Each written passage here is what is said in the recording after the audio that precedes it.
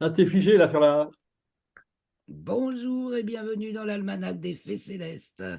Et bonjour ou rebonjour Christophe plutôt, t'es- puisque Bonjour. T'es nous figé a- sur l'image là, Claire. je suis fille. Oh ben ça va passer, hein, c'est la connexion. On Ok. verra bien ce que ça donne à la retransmission. Donc nous nous retrouvons maintenant pour les commentaires astrologiques pour la troisième phase de la première lune d'automne au nord, printemps sud, soit du 17 octobre au 24 octobre 2024. Donc de la pleine lune le 17 octobre au dernier quartier le 24.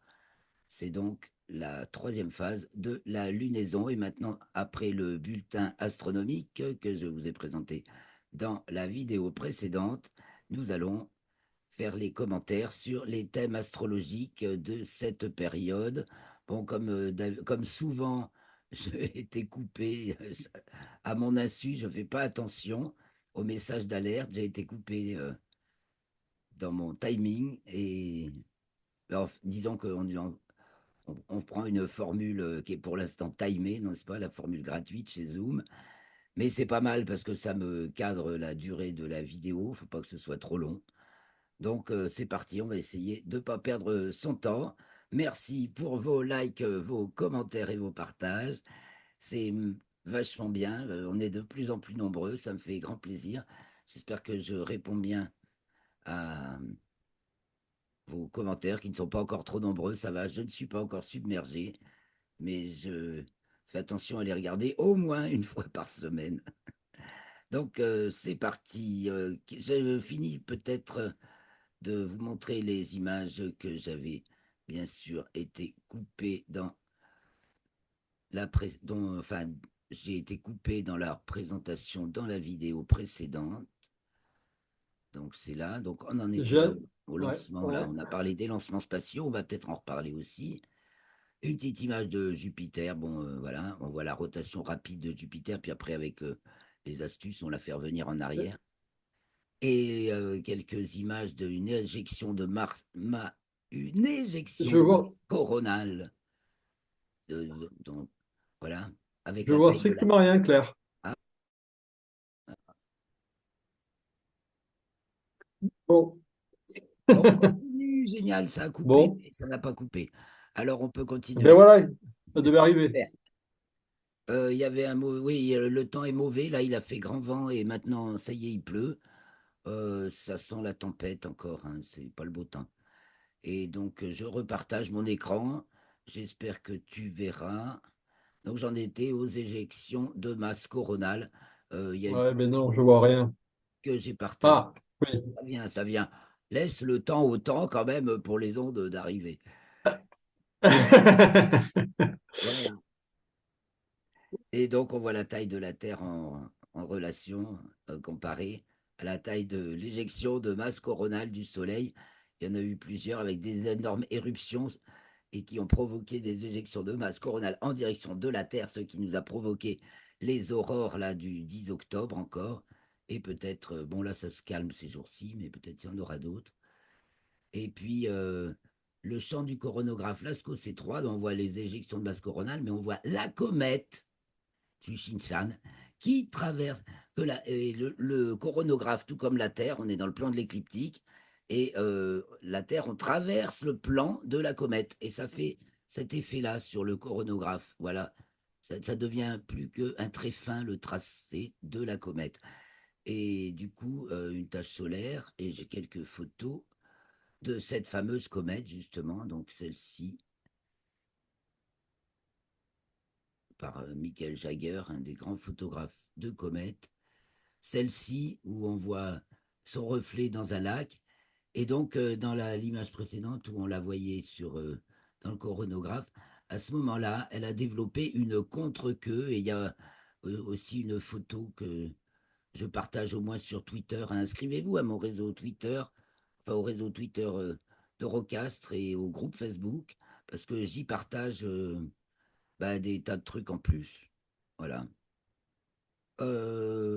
Maintenant, on va sauter sur les thèmes astrologiques pour faire le point, donc suite au bulletin astronomique, qui nous permet de mieux nous mettre dans le bain du moment, réellement, à partir de chez nous, les pieds sur le sol, la tête dans les étoiles.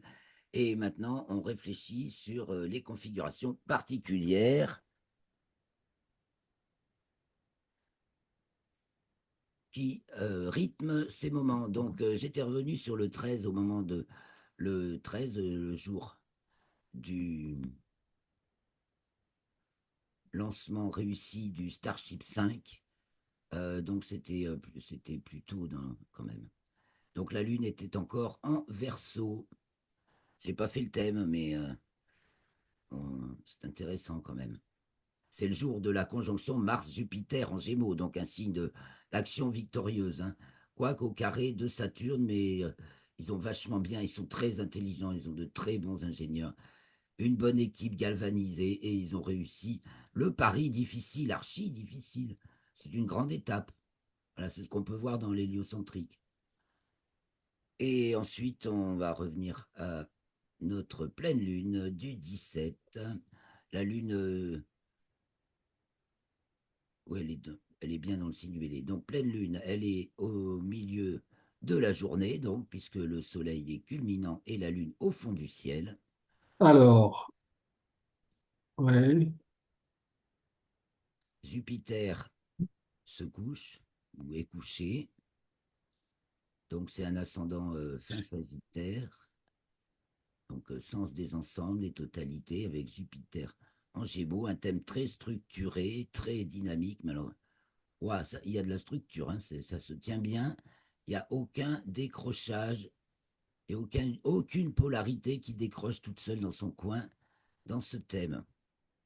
Et donc, on a le soleil en haut et la lune en bas, détendue, opposition, bien sûr, puisque c'est la pleine lune, détendue par Jupiter en Gémeaux. Ouah, quand même. Donc, il y a une concrétisation positive. Bon, c'est en 6, je ne sais pas, à Paris, si c'est juste au descendant, si c'est encore au-dessus, ça peut. Bon, concrétisation positive ou pas, évidemment, en dessous de l'horizon et rétrograde, c'est peut-être petit. Bon, mais, en tout cas, pour chez nous, mais ça veut dire quand même qu'il y a une œuvre de résolution, de- d'accorder des diverses. Parce que les Gémeaux, comme les poissons, c'est des signes multiples, pluriels. Je déteste quand des gens qui parlent d'astrologie nous disent le poisson, le Gémeaux. Mais j'ai envie de les claquer, ils n'ont rien compris. Poisson et Gémeaux, c'est pluriel. C'est pas pour rien. Ah, Ben non, parce que déjà, tu perds les 9 dixièmes de la signification du signe. Si les Gémeaux, les Poissons, c'est pas pour rien. la Vierge, la Vierge et le Sagittaire. Ah, ben la Ah. Vierge et le Sagittaire, oui. La Vierge trie, donc c'est un par un, et le Sagittaire, c'est tout. Donc, il n'y a pas. Non, il y a deux signes double dans le zodiaque, c'est les Gémeaux et les Poissons. En fait, c'est tout.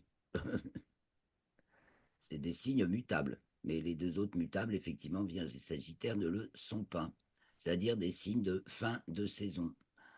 Alors, que voit-on encore dans cette planète? C'est la totale, quoi. On a envie de dire, c'est la totale. Ils sont Jupiter, cette pleine lune dans l'axe méridien avec son Jupiter au descendant. Waouh! En héliocentrique, donc on a notre conjonction Mars-Jupiter qui tient bien encore.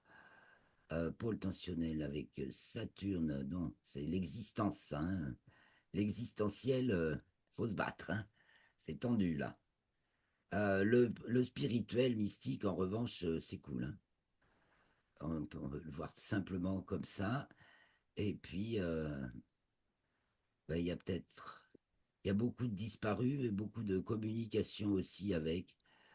On est vraiment en train de changer de façon de penser, de voir les choses, lentement, mais sûrement. Alors, enfin, mais sauf que là, en ce moment, je dis lentement, mais sûrement, parce que tout le monde dit, mais comment on change pas vite quand c'est le nouveau monde, et alors que À l'échelle cosmique, là, ça va très, très, très, très, très vite. Et surtout ces mois-ci, on est en plein dans le maelstrom, le tournant de la page, d'une grande page civilisationnelle.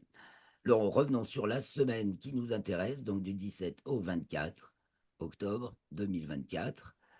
Et nous arrivons le 17, donc toujours le même jour.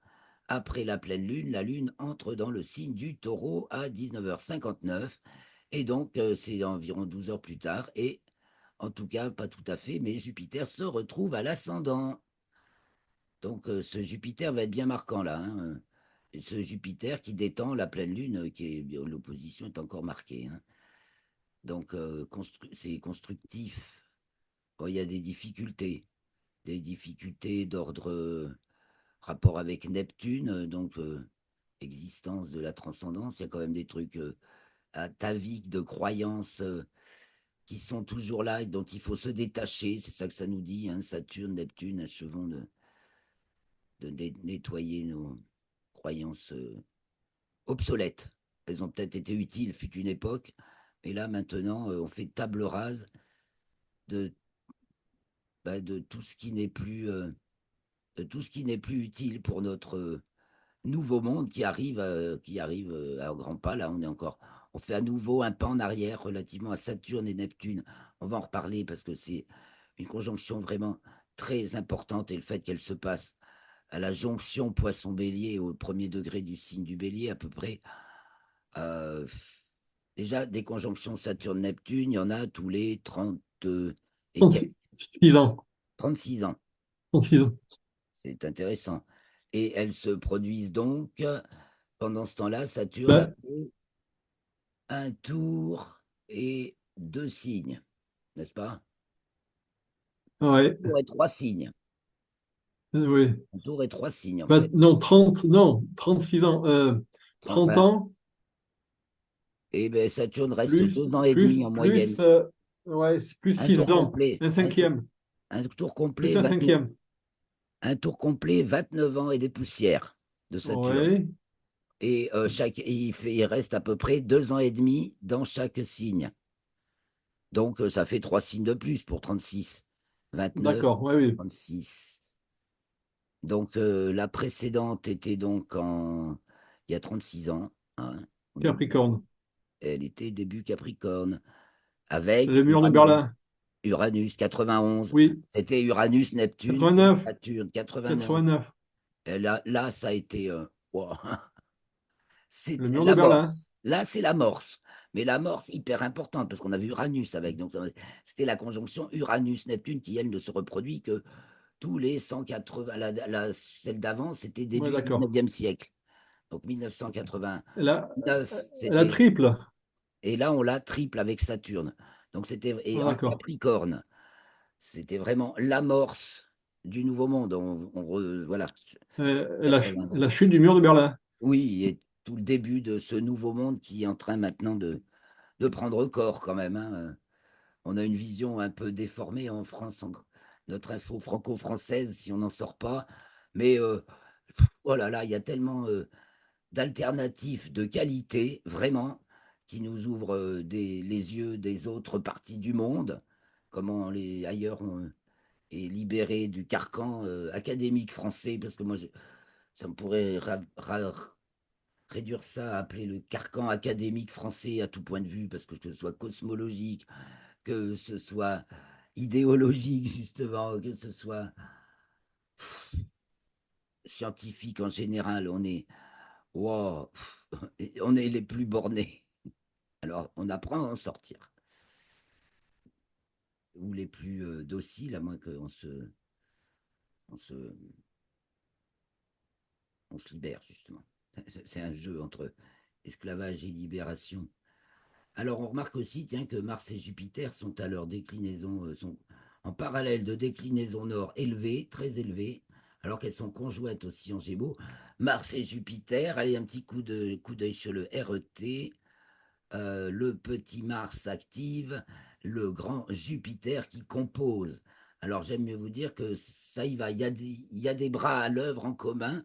Ça me rappelle cette photo de toute l'équipe de SpaceX du coup, œuvrer pour la réussite totale du lancement du vol 5, ce qui augure bah, la suite, quoi, hein. Ça veut dire repartir sur la Lune, et des choses de fou. Alors, je sais qu'il y a beaucoup de gens maintenant qui remettent en question l'histoire qu'on ait marché sur la Lune. Mais je crois qu'ils oublient beaucoup, beaucoup de paramètres pour dire ah ben non, on n'y est pas allé, c'est du fake, c'est du canular. Ils ne sont pas du tout assez au courant de l'actualité, de la réalité spatiale. Et en plus, je pense qu'un coup d'œil astrologique là-dessus permet de comprendre qu'à l'époque, on avait Uranus en Lion. Je suis bien placé pour le connaître parce que moi aussi, je l'ai à l'ascendant, cet Uranus en Lion, et que rien d'impossible. Quand ça a été conçu, au moment où ça a été conçu, c'est à peu près quand je suis né, Uranus était en Lion. Et à Uranus-Lion, rien d'impossible. Les paris les plus fous, c'est Ju- le challenge pour ju- s'affirmer. On avait Uranus en Lion. le mental était comme ça. T'es Et quand, sûr?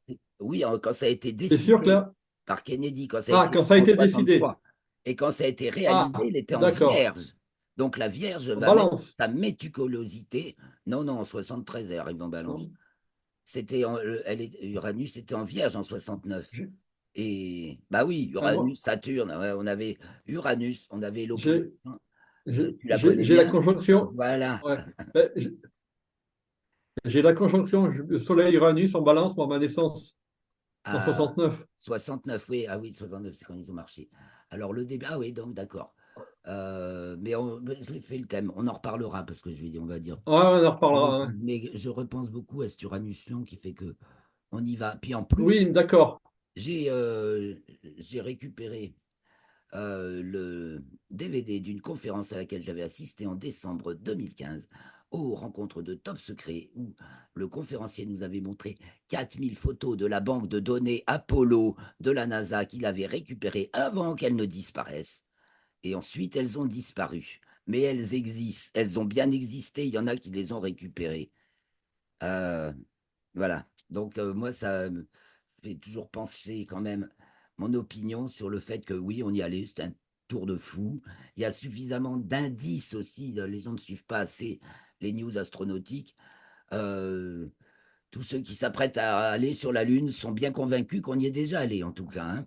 Et puis, il y a beaucoup d'indices recueillis par les différentes missions. Et puis, tout ce qui a été ramené et analysé par les missions Apollo, qu'il ne faut quand même pas prendre tout ça à la légère en disant c'était qu'un effet d'annonce et ils ont tout tourné à Hollywood. Je ne dis pas qu'ils n'en ont pas tourné des images à Hollywood, mais qu'ils y soient allés, ça oui. Alors, on continue, on arrive à l'ingresse lunaire en Gémeaux le 19 octobre à 20h06 et nous avons toujours Jupiter en Gémeaux au descendant. C'est la même orientation pratiquement. C'est intéressant. Donc, ça va vraiment insister. Et puis là, on a la conjonction Lune-Uranus euh, et en 12 aussi. Donc, ça force, ça pousse là, il y a quelque chose qui. Il y a vraiment qui. Il y a toute une poussée vers le haut qui converge. Alors, bon. On l'a en 12, hein, on a des inconvénients, hein. Il faut, en tout cas, si on veut que les choses avancent, il faut lâcher de ces vieilles crédulités ou de ces vieilleries. Euh,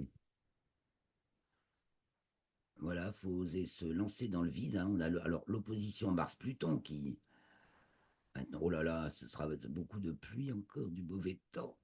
Saturne, Neptune en 10 en poisson. Bon, Jupiter est en rétrograde et en 12, elle n'est pas très avantagée. Ça lui fait un côté plutôt.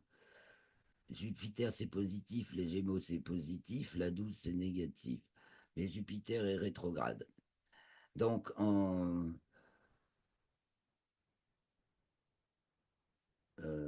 va dire, et elle est soutenue par le Soleil en 5 balance. Ah, ça peut favoriser.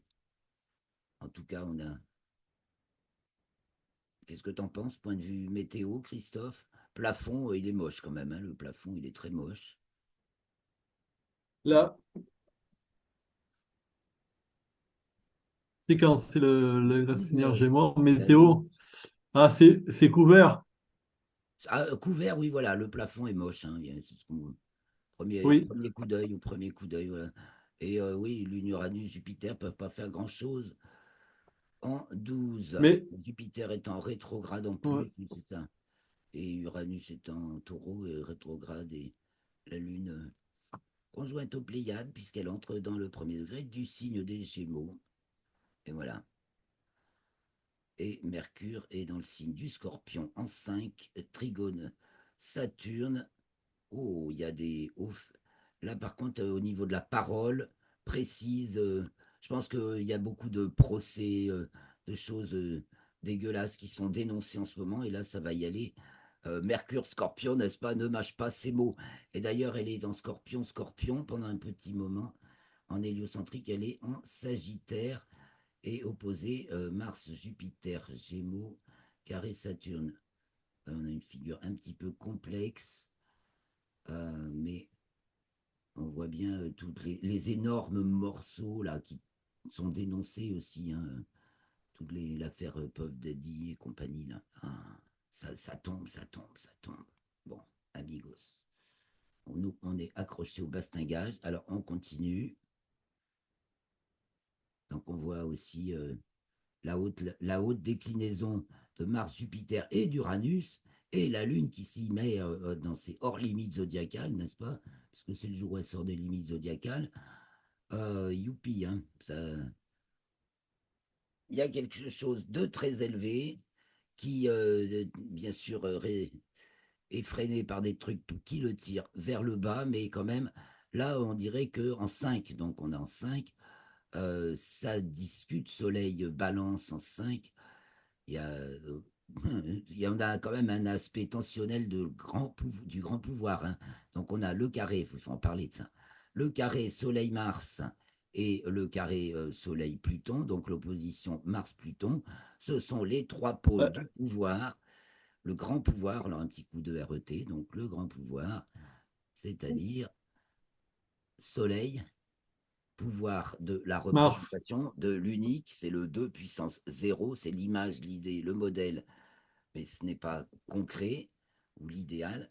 L'existence Mars, le duo duel ici, maintenant, de l'existence, le sujet est assez semblable, relativement assez semblable. On est dans la relation, la relativité de l'existence. Et puis Pluton, le gardien de la transcendance, le pouvoir transcendance de la transcendance, maintient le mystère, la complexité, c'est l'ombre par rapport à la lumière, bien sûr. Et on comprend tout de suite cette histoire d'ombre et de lumière. Vous mettez un corps où il y a le soleil, il y a un corps, derrière, il y a l'ombre. Voilà. C'est le royaume des ombres, et c'est ce qui se cache, c'est ce que cache le corps. Voilà. Le corps cache la lumière. Mais du point de vue de, voilà, si on se place du point de vue extérieur, on embarque la, l'extériorité et la distanciation, c'est le marginal, celui qui n'est pas dans le modèle. Pluton échappe au modèle. Et il est dans l'ombre de l'objet ou de l'existant ou de l'existence. Et quand on aligne, quand on arrive à aligner les trois, ben voilà, c'est ça le but de la vie. Aligne tes centres de pouvoir, c'est on peut reparler des chakras et tout ça avec ça, bien sûr. Bon, c'était bien pour. Alors là, c'est tensionnel. Donc là, ça veut dire, en ce moment, ben, en fait, on a travaillé vraiment l'alignement de nos trois centres de pouvoir ou de nos chakras, comme disent ceux qui en parlent beaucoup. Et donc, le pouvoir de la représentation, le pouvoir de l'existence et le pouvoir de la transcendance.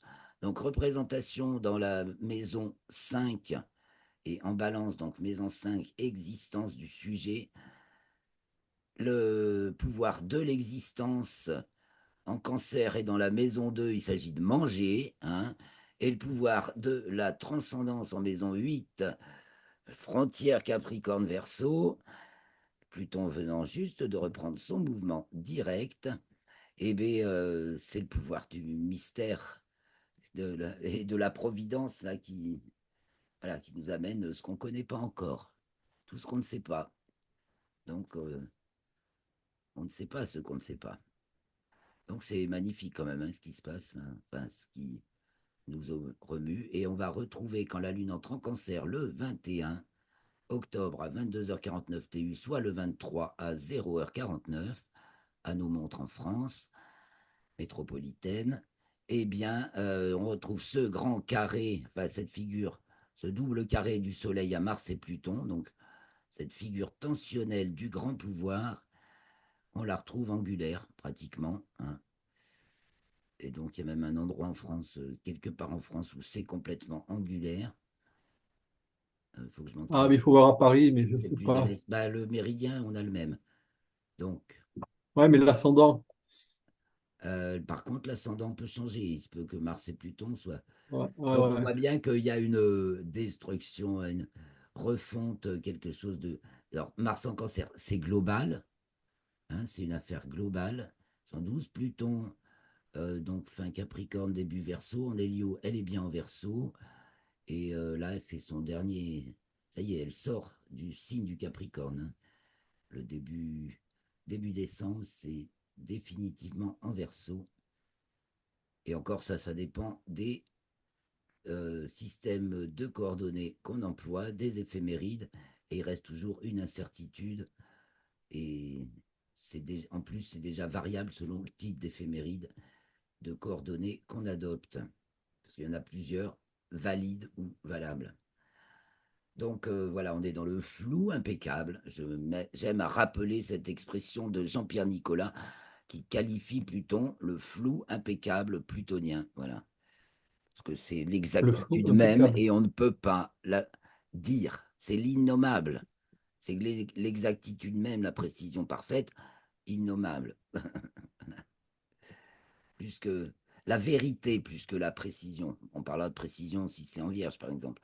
Et la vérité, ouais, parfaite. Donc, il est fondamental de.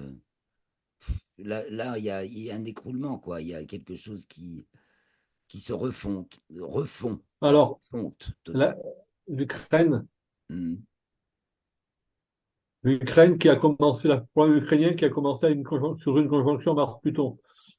Ah, c'est la conjonction. Bah là, ça va, il y a assez de morts Oui, maintenant, hein. On peut dire, tiens, voilà. ça va Mais bientôt on va voir. s'arrêter, là. Voilà. Ça va bientôt Voilà. s'arrêter. C'est. Enfin, il n'y a plus d'Ukrainiens, ça y est. Hein, déjà. C'est soit des mercenaires, soit ils enlèvent les jeunes hommes et même les jeunes femmes quasiment au lasso pour les envoyer au front. C'est, c'est des trucs de ouf, quoi. Stop, arrêtons de partir et on nous dit qu'il faut aider l'Ukraine, c'est-à-dire aider l'Ukraine, ça veut dire envoyer les gens se faire défoncer, alors beaucoup se rendent et sont bien reçus par les Russes. S'ils arrivent à se rendre Ah sans se oui. faire torpiller par les Ukrainiens, eh bien, ils sont euh, respectueusement accueillis chez les Russes qui, s'ils n'ont pas tué de Russes, de soldats russes, eh bien, leur offre quasiment une deuxième vie, quoi. Il faut suivre les news un peu d'un gars qui vit en Russie. Sa chaîne YouTube, c'est Village Russie. Euh, il vit dans la campagne, près de Kazan, justement, là où il y a le sommet des BRICS, où il y a eu, il n'y a pas longtemps. Et alors les BRICS, ça aussi, ça nous en parle Mars-Jupiter en Gémeaux, donc une pluralité qui s'assemble, des nouveaux membres. Ah oui, ça nous en parle bien. Et donc, dans le contexte, là, en Hélio, on a un grand carré aussi, enfin un double carré de Saturne à Mercure et Jupiter-Mars. Donc là, ça discute beaucoup aussi. Mais bon, tout se tient, donc il y a des tensions, mais il n'y a pas de. euh, oui, il y a la question Israël aussi, d'ailleurs, je sais pas trop. Vénus, Pluton peut nous. Le problème éternel, le favori éternel qui se croit de. Tant qu'il y en a qui se prennent pour l'élu de Dieu, la terre ira mal. Nous sommes tous des élus de Dieu et il ne faudrait pas interpréter les textes de manière littérale dans aucune religion d'ailleurs, car c'est comme ça qu'on les transforme en sectes. Et nous arrivons à l'entrée du soleil en scorpion. Ben celle-là, il faut la commenter. Il ne nous reste plus beaucoup de temps. C'est donc le 22 octobre à 22h14, soit le 23 à 0h14. Et nous avons l'axe des nœuds dans l'axe méridien en bélier balance. La tête en haut pour une fois. Et Mars à l'ascendant. Waouh! Et alors, notre opposition Mars-Pluton, ascendant, descendant, avec Soleil, donc qui entre dans le signe du Scorpion. Bah, si ça ne nous parle pas de mise en place de quelque chose de tout nouveau, puisque le Soleil est en 4, là, on fait radicalement table rase, toute la table, hein. Ou alors ces gros coups de filet, on attrape des bandits, des relous, des racailles, renommés peut-être, réputés. Hein. Oh, carré Jupiter, Gémeaux, oui, ils ne sont pas en bonne posture.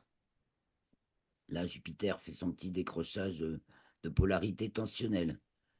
Elle reçoit juste le carré de Neptune. Elle a fait son carré à Neptune, sur la plus rapide qui aspecte la plus lente. Euh, donc ça, on en a déjà un peu parlé. Jupiter et Neptune, c'est le pouvoir.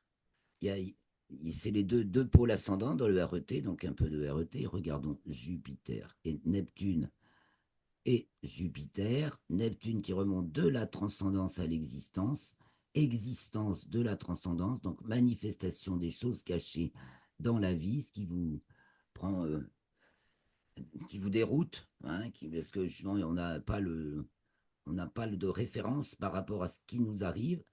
Tout ça, c'est neptunien, ça vous remue, puis c'est la plus vaste, c'est la plus grande vastitude qu'on puisse envisager, puisque voilà, en tant que planète, elle est la dernière des planètes. Bon, en tout cas, elle nous parle des lointains confins les plus lointains, et elle nous parle des choses spirituelles qui se manifestent dans l'existence.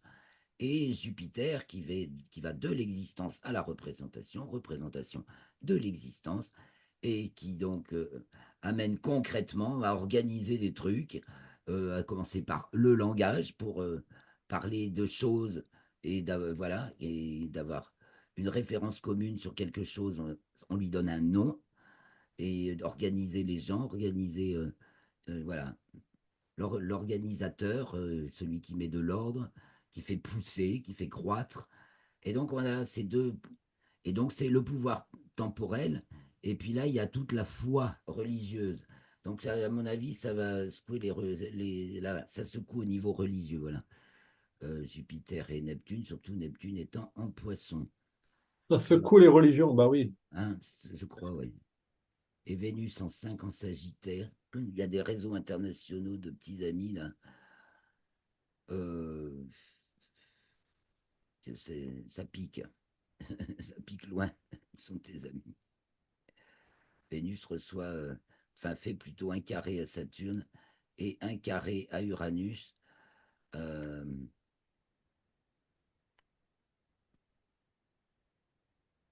voilà. Et les amours ne sont pas faciles et compliqués. Là, il y a des choses. Alors, j'arrive sur l'attrait de la Lune en Lion, qui se passe juste avant le dernier quartier. Il nous reste peu de temps. Là, on va aller jusqu'au dernier quartier. Bon, bah, oh là là, on a encore une superbe angularité avec Mars au milieu du ciel, conjointe à la Lune, et Pluton au fond, et donc le Soleil en 1, et donc toujours notre. Donc, c'est vraiment la semaine où on se redresse, hein. On se redresse ou on se casse. Voilà. C'est le grand pouvoir, c'est la droite, la rectitude de la loi. Là, voilà, s'il y a un mot à dire, c'est on se redresse ou on se casse.